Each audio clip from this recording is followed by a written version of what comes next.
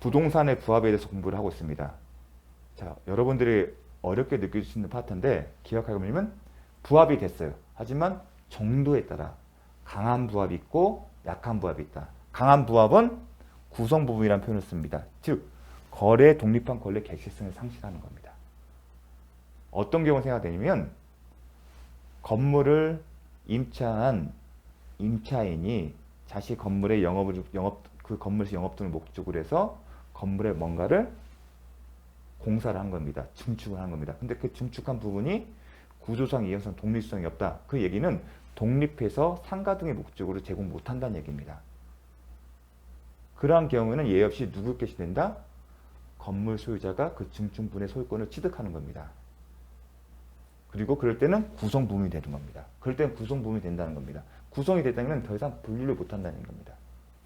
반면에 약한 부분은 부합이 되었다 하더라도 결합의 정도에 약해서 거래에 독립한 권리의 객체성을 갖는다는 겁니다.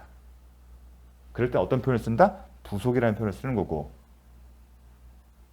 부속을 시킨 사람이 있을 거 아니겠습니까? 그 부속을 시킨 사람이 그 부동산에 부속을 시켜서 사용할 수 있는 권리, 즉 적법한 권한이 있을 때는 예외적으로 부합이 되지 않고 부속시킨 사람의, 즉 임차인의 소유권이 계속 유지된다는 겁니다. 그게 약한 부합입니다. 그래서 강한 부합과 약한 부합을 구분해서 그 특징 등을 기억하시는 게 포인트입니다. 약한 부합일 때는 예외적으로, 원칙적으로 부합이 되면 부동산의 소유자가 부속시킨 물건의 소유권을 취득하지만 예외적으로 그 예가 뭐냐면 타인의 권한, 임차인의 권한에 의한 경우에는 부합되지 않고 그 타인이 여전히 소유권을 갖고 있는다는 것. 그렇기 때문에 나중에 계약법에서는 임차인의 부속물 매칭권을 행사할 수가 있는 겁니다. 여기는 구성부분이 되면 유익비임이에요. 유익비. 부속물 매수 청구권. 부속물이기 때문에 자기가 떼갈 수가 있는 거예요. 떼가거나 아니면 임대인, 소유자에게, 부동산 소유자에게 네가 사가라는 얘기를 할 수가 있습니다. 나중에 그렇게 연결이 됩니다. 자, 원칙적으로 부합의 효과 발생하나. 부합이 효과 발생한다는 얘기는 부동산의 소유자가 그 물건의 소유권을 취득하지만 예외적으로 어떤 경우 적법한 권한에 의하여 부속시킨 경우에는 그 물건의 소유권은 타인의 소유권에 기속된다. 예를 들었습니다. 건물에 임차인이 통으로 빌려서 영업을 하는데 그 영업의 목적을 위해서 창고를 하나 만든 겁니다. 이 창고가 그런데 독립한 물건의 거래 객체가 있었다. 이 얘기는 뭐냐면 누가 보더라도 요것만 떼내서 별도로 상가 임대차 계약을 체결했을 정도의 독립성이 있었다는 얘기입니다. 그런 경우는 어떻게 한다? 이 물건은 부합에 해당된다 하더라도 임차인이 임대차 계약엔 임차권에 기초해서 부속시킨 거기 때문에 요 부분의 소유권 누구한테 있다? 여전히 임차인에게 있다. 이의 편을 위한 겁니다. 지금은 이렇게 하려면 건축 허가를 받고 또 등기부에도 기재가 돼야 하는데 이의 편을 위해서 제가 설명을 드린 겁니다. 따라서 임차인 나중에 이 부분에 대해서 부속물 매수 청구권을 행사할 수 있는 겁니다. 자, 그래서 부속이라는 표현을 쓴다는 거. 이 자체가 강한 부합, 약한 부합을 의미하는 겁니다. 그러면 권한이 뭐냐? 권한은 정리를 하게 되면 아까 임차권처럼 지상권, 전세권, 임차권 등과 같이 타인의 부동산을 사용할 수 있는 권리가 있는 사람들입니다. 쉽게 그래서 타인의 부동산을 사용할 수 있는 권한이 있는 사람이 자기의 물건. 자, 여기서 이제 부합의 요건을 가지고 있죠. 소유자가 다른 물건이잖아요. 부속시켜서. 이 부속이라는 표현을 시켰다는 얘기는 약한 부합을 의미합니다. 부동산을 이용할 수 있는 권리를 뜻한다. 이 개념은 잘 기억을 해 주십시오. 자, 지상권을 설정한 토지 소유자로부터 그 토지를 이용할 수 있는 권리를 취득하였어도 지상권이 존속하는 한 이와 같은 권리는 원칙적으로 256조 단서가 정한 권한에 해당되지 않는다. 자, 이 표현이 참 보겠습니다. 무슨 얘기냐면 자, 토지 소유자가 있어요. 토지 소유자가 있어요. 갑이 있어요. 근데 을이 이 토지를 지상권을 취득했어요. 지상권은 나중에 배우겠지만 갑과 을이 지상권 설정 계약을 하고 지상권 등기를 하게 되면 취득하는 권리입니다. 그럼 지상권의 개념이 뭐냐면 건물 등의 소유 목적으로 타인의 토지를 이용할 수 있는 권리입니다. 그게 지상권입니다. 그러면 구체적으로 요걸 한번 볼게요. 자, 이 사람은 소유자예요. 토지 소유자예요. 근데 소유자에는 소유권이죠. 소유권에는 어떤 내용이 있죠? 우리 배웠죠. 사용, 수익, 처분의 권능이 있어요. 즉 갑은 이 토지를 사용, 수익하거나 아니면 처분할 수 있는 권능이 있어요. 근데 지상권은 갑이 갖고 있는 권능 중에서 뭘 주는 거죠? 사용, 수익의 권능을 을에게 줘요. 그럼 을이 이 토지를 사용할 수 있는 기간 동안에는 갑은 사용을 한다 못한다? 못하는 겁니다. 다만 그게 영구적으로 못하는 게 아니라 정해진 기간 내에만 못하는 데이기 때문에 제한시킨다. 그런 표현이 난 겁니다. 만약 영구적으로 못 쓴다고 한다면 소유자의 개념이 소유권의 물권 법정주의에 반할 겁니다. 이제 물권 법정주의도 나왔는데 사용수의 권능을 존속기간 동안에 누구만 쓴다? 을만 쓰는 거죠. 단지 영구적으로 배제되는 게 아니라 일시적으로만 제한하기 때문에 제한 물권이라는 표현을 쓰는 겁니다. 자, 사용수익 권능이 을에게 있어요. 그러면 사용수익 권능이 을에게 있는 동안에는 갑은 이걸 못하죠. 사용을 못하죠. 그게 지상권입니다. 예컨대 지상권은 이런 얘기입니다. 그래서 을이 지상권을 취득했어요. 그래서 자기 이 토지를 쓰려고 하는데 갑이 방해한다. 그러면 을은 지상권에 기초해서 방해하지 말라는 얘기를 할 수가 있는 겁니다. 그런데 지금 지문은 뭐 어떤 상황이냐면 존속 기간 중에 을이 사용할 수 있는 기간 동안에, 즉 을이 그 존속 기간 중에 갑의 토지를 혼자서, 물권 특성은 배타성이잖아요. 자신을 이입해서 배타적으로 사용할 수 있는 기간 동안에 을이 뭘 했냐면 자신이 제3자에게 이용할 수 있는 권리를 준 거예요. 단지 소유자라는 이유. 이 사람은 소유자이기 때문에 여전히 사용 수익 처분 권능은 있어요. 영구적으로 배제되는 게 아니고 제한된 거잖아요. 그래서 제3자에게 했는데 과연 이것을 256 단서에 볼 수 있냐, 그게 쟁점이 된 겁니다. 그런데 이 사람이 갑이 제3자에게 이용할 수 있는 권리를 그 준 시점이 어떤 시점이죠? 을이 지상권을 취득해서 그 지상권을 행사할 수 있는 기간 내에 행사한 겁니다. 그러한 경우에는 못한다는 겁니다. 왜냐하면 그 시점에서는 사용수익이 제한됐기 때문에. 이렇게 접근하는 겁니다. 어려운 내용인데 제가 말하는 고등들을 잘 생각하시고 접근하시면 됩니다.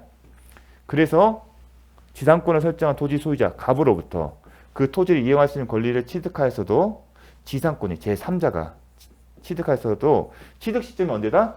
지상권이 존속합니다. 지상권이 살아있을 때는 어떻게 된다? 256조 단서 정한 권한에 해당되지 않는다. 왜냐하면 사용수익, 지상권이 존속할 때는 뭐다? 토지 사유자의 사용수익 권능이 제한됐기 때문입니다. 자, 그렇게 접근하시면 됩니다. 토지 저당권과 함께 담보 목적의 지상권을 설정하면서 채무자의 토지 사용수권을 배제하지 않은 경우 토지 소유자는 담보가치 하락시킬 우려가 있는 특별한 사정이 없는 토지를 사용수익할 수 있다. 그러한 토지 소유자로부터 토지를 사용수익할 권리를 취득하였다면 단서가 정한 권한이 된다. 똑같이 지금 지상권이 나오고 있어요. 여기는 지상권을 설정해준 갑이 을이 아닌 지상권자가 아닌 다른 사람에게 토지를 사용할 수 있는 권리를 부여하는 경우고요. 요 경우는 뭐냐면 토지 소유자가 담보지상권을 설정을 해줬어요. 지상권을 설정했는데 설정자가 스스로 사용을 하는 겁니다. 측면이 다른 건데 먼저 이거는 담보지상권이다. 나중에 배울 겁니다.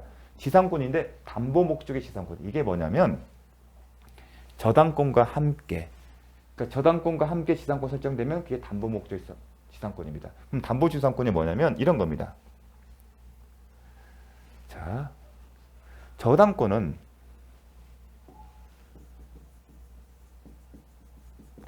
담보권이에요. 담보물권이에요. 담보물권인데 교환가치만 파악하는 거예요. 교환가치 파악해요. 그 얘기가 뭐냐면 점유를 하지 않아요. 그래서 우리가 저당권, 부동산 저당권, 아파트나 주택을 저당권 설정했다고 해서 은행에 와서 삽니까? 전문합니까? 여전히 저당권 설정자인 주택의 소유자가 계속 살고 있지 않습니까? 그걸 생각하시면 됩니다. 즉 점유를 하지 않아요. 점유를 하지 않는 얘기는 계속적으로 사용 수익은 소유자가 한다는 얘기입니다. 그러면 어떤 문제가 발생이 되냐면 이런 겁니다. 자, 저당권의 개념에서 점유를 수반하지 않는다. 점유를 수반하지 않는 얘기는 여전히 사용 수익은 누구한테 있다? 저당권자, 설정자에게 있는 겁니다. 예컨대 토지다. 갑이 을에게 저당권을 설정해 줬어요. 을은 이 토지가 나대지 아무것도 없는 것을 기준으로 해서 뭐였겠죠? 대출을 해줬겠죠. 그런데 점유를 하지 않고 있어요.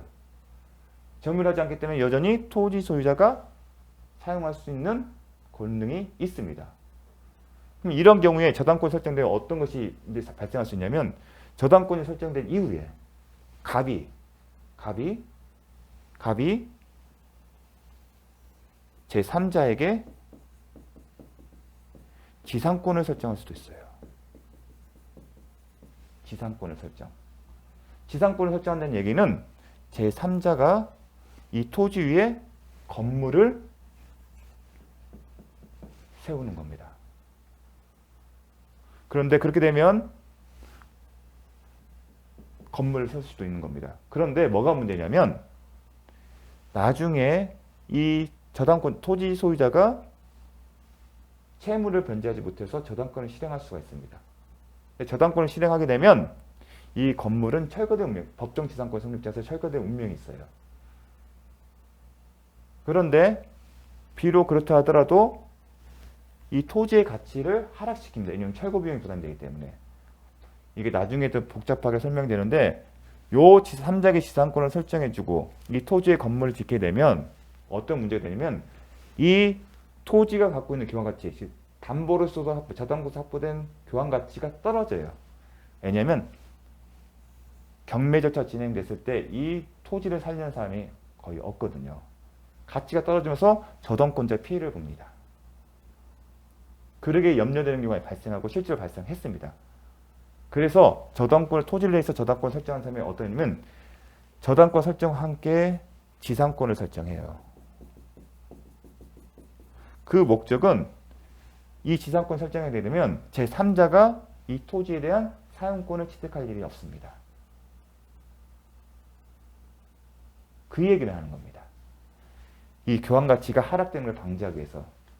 을은 자신이 이 토지를 이용할 생각이 아니라 자중에 저당권이 실현될 때 그 교환 가치가 떨어지는 것을 막기 위한 방지책입니다. 그게 지상권의 설정의 이유의 목적입니다. 그래서 이 저당권의 가치를 확보하는 목적이기 때문에 담보라는 표현을 쓰는 겁니다. 그래서 나중에 지상권에서 배울 겁니다. 담보지상권 설정의 목적은 이 저당권을 교환 가치를 확보하기 합니다. 그 얘기를 강조하는 이유는 뭐냐면 본래의 지상권 달리 본래 그 지상권이 설정이 되면 지상권자가 목적물에 사용 수익하는 권능이 있는데 담보지상권에게는 그 특성상 여전히 소유자에게 이 사용 수익을 할 수가 있습니다. 어떤 한도 내에서 담보 가치를 하락시키지 않는, 침해하지 않는 범위 내에서. 그러니까 방금 전에 배웠던 것과 내용이 다르죠. 소지 소유자가 사용 지상권 설정해주면 그 지상권이 존속하는 기간 동안에 누구한테 있다? 지상권자에게 사용수익 권능이 있기 때문에 그 기간 동안에 제3자에게 토지를 이용할 수 있는 권리를 부여했다 하더라도 256조 단서의 적법한 권한에는 해당되지 않는다. 그 얘기를 했는데 지금은 뭐다? 이 지상권이 저당권과 함께 설정되기 때문에 담보지상권이고 이 경우에는 지상권자에게 사용수익 권능이 아니라 여전히 소유자에게 사용수익 권능이 있으므로 그러한 사용수익 권능이 있는 소유자, 즉 담보지상권이 설정된 이후에도 여전히 토지 소유자에게 그 목적물을 수익할 수 있는 권능이 있기 때문에 그 사유수익 권능이 있는 소유자로부터 토지를 이용할 권리를 부여받은 사람은 적법한 권한이 있다 없다? 있다. 그런 논리가 나온 겁니다. 토지 소유가 사용한 경우도 마찬가지고요. 이해되시겠습니까? 자, 그 예용을 한 겁니다. 읽어보겠습니다. 저당권 관계. 그래서 담보지상권은 항상 저당권과 함께입니다. 지상권을 설정하면서 채무자의 토지 사용 수익권을 배제하지 않은 경우, 즉 여전히 토지 지상권을 설정했지만 그 목적은 저당권의 담보 가치를 확보하기 위한 담보지상권이기 때문에 여전히 소유자에게 사용 수익권을 인정한 경우에는 토지 소유자는 담보 가치 하락시킬 우려가 있는 특별한 사정이 없는 여전히 토지를 사용 수익할 수 있고, 그러한 토지 소유자부터 사용 수익은 권능이 있기 때문에 토지 소유자부터 토지 사용을 수익할 권리를 취득하였다면 단서가 정한 권한에 해당된다. 상당히 어려운 얘기고 합니다. 근데 이거는 개념적으로 이 개념을 이해해야만이 이게 납득이 될 겁니다. 자, 제가 어떻게 설명을 드렸는지 기억하시면서 기억을 해주십시오. 이런 것도 이제 지출이 되기 때문에 공부를 하는 겁니다. 자, 포인트가 어딘지 지상권이 존속하는 또한 이게 보통의 통상의 지상권을 설정한 경우입니다. 밑에는 담보지상권. 담보지상권은 항상 저당권과 함께. 담보지상권을 설정한 이유는 토지 저당권을 설정하게 되면 교환가치만 파하기 때문에 여전히 점유는 누가 한다? 사용수익은 토지 소유자 있고, 그러한 상황에 있어서는 토지 소유자가 제3자에게 지상권을 설정하거나 아니면 토지 소유자가 건물을 설정하는 등 저당권의 교환가치를 하락시키는 행동할 염려가 있기 때문에 그걸 막기 위해서 지상권을 설정한다. 그런 목적이었기 때문에 이 사람은 본래 지상권이라는 저당권의 하락을 방지할 목적이기 때문에 여전히 토지 소유자에게 사용수익 권능이 있다. 그래서 사용수익 권능이 토지 소유자로부터 토지를 사용할 수 있는 권리를 받았기 때문에 적법한 권한에 해당된다. 하지만 앞에는 그렇지 않다. 이 차이점 되게 중요한 내용인데 잘 기억해 주셨으면 좋겠습니다. 자, 건물에 대한 부합. 자, 건물에 대한 약한 부합을 인정. 약한 부합이 되는 것은 거래상 독립한 권리 객체성을 갖는다. 그 의미가 뭐냐면 건물일 때는 해당 건물이 구조상, 이용상 독립성이 있어야 한다. 이게 나중에 또 어디서 배우냐면 집합 건물의 구분 소유의 객체가 될 수 있는 요건입니다. 그러니까 건물은 독립성을 빌려면 어떻게 된다? 구조상, 이용상 독립성이 있어야 합니다. 따라서 증객축된 건물이 준축이나 개축된 건물이 기존 건물과 구조상, 이용상 독립성이 없는 경우는 어떻게 된다? 독립성이 어떻게 되냐면 부합이 되고 이게 바로 구성 부분이 된다는 겁니다. 그리고 기존 건물 소유자가 계속 증개축된 건물의 소유권을 취득하는 겁니다. 제 부동산 얘기를 했었죠. 그 경우가 건물에 대해서 대표적인 예를 기억하시면 된다고 합니다. 그 얘기를 쓰는 겁니다. 즉 강한 부합이 된 경우입니다. 증개축된 건물이 기존 건물과 구조상, 이용상 독립성 없는 경우, 이 얘기는 거래상 독립한 객체의 특성이 없다는 경우입니다. 그 얘기는 강한 부합이라는 얘기입니다. 강한 부합이 되면 예외 없이 기존의 건물의 소유자가 증개축된 부분의 소유권을 취득합니다. 그 얘기를 한 겁니다. 독립성이 없는 경우는 기존의 건물의 일부가 되고, 즉 구성 부분이 되고 기존 건물의 소유자가 그 소유권을 취득한다. 설사 이 증개축 건물이 권한이 있는 경우에도 마찬가지다. 왜냐하면 강한 부합이기 때문에. 타인의 권한에 의해 증개축된 건물이 구조상, 이용상 반대로 독립성이 있는 경우에는 증개축된 건물은 기존의 건물과는 별개의 물건, 이게 부속물이고, 그리고 타인의 권한이 있을 때는 증개축한 자의 소유로 남게 된다. 권한이 있기 때문에 독립성이 있다. 그리고 타인의 권한이 있다. 그런 경우 어떻게 된다? 증개축한 자의 소유로 남게 된다. 기존 건물의 소유자가 이 부속물의 소유권 취득한 게 아니라 증개축한 사람이 소유로 남게 된다. 이거를 차이점을 구분해서 기억을 해주십시오. 이게 건물에 대해서 나올 수 있는 강한 부합과 약한 부합의 표현입니다. 토지에 대한 약한 부합을 인정한 예는 수목입니다. 이게 시험도 잘 나오죠. 자, 토지 위에 약한 부합인데 토지가 있어요. 토지가 있는데 이 토지 위에 나무가 있어요. 나무. 그런데 이 부합이네요. 원칙적으로 부합이에요. 부합인데 정도가 어떻게 된다? 약한 부합이에요. 수목은. 그럼 약한 부합이기 때문에 뭘 찾아봐야 한다? 이 나무를 심은 사람이 따로 있지 않습니까? 이 소유자가 다르다는 얘기입니다. 지금. 토지 소유자가 갑인데 갑이 나무를 심은 경우가 아니라 누가? 을이 심은 겁니다. 을이. 그 경우에 이제 쟁점이 된 거죠. 이 나무의 소유권이 누구한테 있는 게 쟁점인 겁니다. 이런 상황이죠. 소유자가 다른 경우. 부합이 됐어요. 근데 약한 부합이에요. 을이 적법한 권한이 즉 지상권, 전세권, 임차권처럼 이 토지를 사용할 수 있는 권리가 있는 을이 부속시킨 경우에는 어떻게 된다? 이 나무는 누구 거다? 을이 것이 돼요. 권한이 있을 때는. 근데 권한이 없으면 누구 것이 된다? 부동산의 소유자인 토지 소유자인 갑의 것이 된다. 이게 약한 부합의 경우의 수입니다. 출발점입니다. 수목이 나오면 부합이 되는데 수목은 부합이다. 어때? 약한 부합이다. 약한 부합이면 이 부합은 항상 소유자가 다르다는 얘기죠. 같으면 이 논리가 나오질 않죠. 갑이면. 그래서 권한이 있냐 여부에 따라서 이 나무의 소유권이 달라진다. 그 얘기를 하는 겁니다. 토지에 대한 약한 부합을 인정한 예는 수목이다. 타인의 토지 이외에 권한 없이 식재한 수목의 소유권은 누구다? 토지 소유자에게 기속된다. 부동산에 부합된다는 겁니다. 토지는 부동산이니까 권한에 의해서 식재한 경우에는 그 소유권이 누구에게 식재, 심은 사람에게 있다.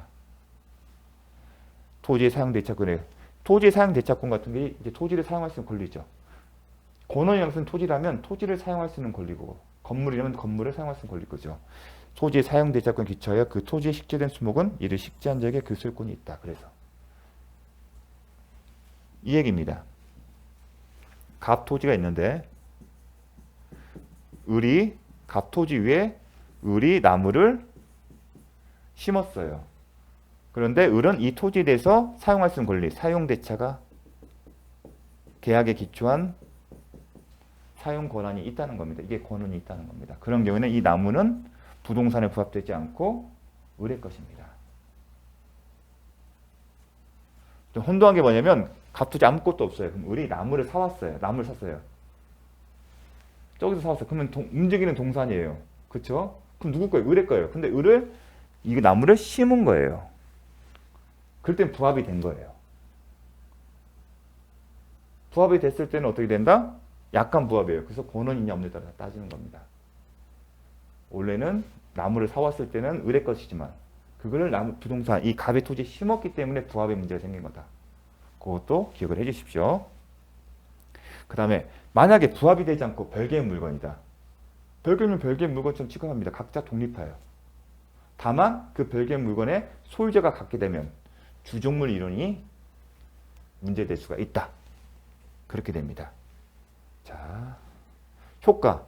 두 개의 물건이 어떻게 된다? 하나의 물건. 부합이 되면 하나의 물건을 묻죠.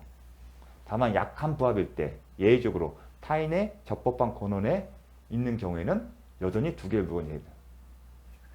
부합물에 관한 제3자의 권리. 하나의 부합이 됐다 효과가 발생했다는 얘기는 동일인에게 강제적으로 기속되고 누군가는 소유권을 상실한 겁니다. 예컨대 갑, 을. 근데 부합이 됐어요. 부합이 돼서 어떤 결과가 되냐? 이거 갑이 됐어요. 그러면 기존에 을의 목적으로 설정된 다른 권리들이 있겠죠. 그럼 부합에 따라서 갑으로 바뀌었기 때문에 소멸한다 그 얘기입니다. 여기에 대해서 뭐 질권을 설정했거나 그런 경우입니다. 이제 갑이 부합 이론에 대해서 법률의 규정에서 강제적으로 갑이 되면 기존에 을이었을 때 을의 소유권을 전제로 해서 형성된 다른 권리들은 소멸한다는 겁니다. 부합물을 목적으로 한 이 상태에서 했던 겁니다. 다른 권리는 소멸한다. 이 표현도 시험에 나옵니다. 그 다음에 부합물에 관한 종전 소유자의 구상권. 이 얘기를 했죠. 을은 소유권을 상실하게 된다. 대신에 뭐하다? 갑에게서 보상 청구할 수 있다. 부합으로 인해 손해를 받은 자. 소유권 상실 자체가 손해를 받은 거죠. 부당 이득에 관한 규정에 의하여 보상을 청구할 수 있다. 자, 근데 보상 청구하기 위해서는 이 표현이 이제 제가 보상 청구의 성격이 부당이득이다 그 얘기를 한 이유는 이 지문 때문에 그렇습니다. 보상 청구가 인정되기 위해서는 261조 자체의 요건, 즉 부합의 요건뿐만 아니라 뭐다? 부당이득 법리에 따른 판단에 의하여 부당이득의 요건이 모두 충족된다. 자, 부당이득의 성립한 요건에서 이득이 있고 손해가 있고 이득과 손해 사이에 인과관계가 있습니다. 그걸 요건을 갖춘다는 얘기입니다. 단순히 손해를 보고 소유권 상실했다는 이유만으로 무조건 보상 청구가 있는 게 아니라 손해와 이득은 뭐 어떻게 했죠? 갑이 소유권을 취득하는 거 아니겠습니까? 그 사이에 상당한 인과관계가 있어야만이 갑이 을에게 보상할 의무가 있고 반대로 을은 갑에 대해서 보상을 청구할 수 있다. 그 얘기인 겁니다. 여러분이 기억할 거는 부당이득 법리에 따른 판단하에 부당이득의 요건 또한 모두 충족되음이 인정된다. 이걸 기억하셔야 합니다. 이게 시험에 나옵니다. 자, 심화학습 잠시 쉬었다가 보도록 하겠습니다.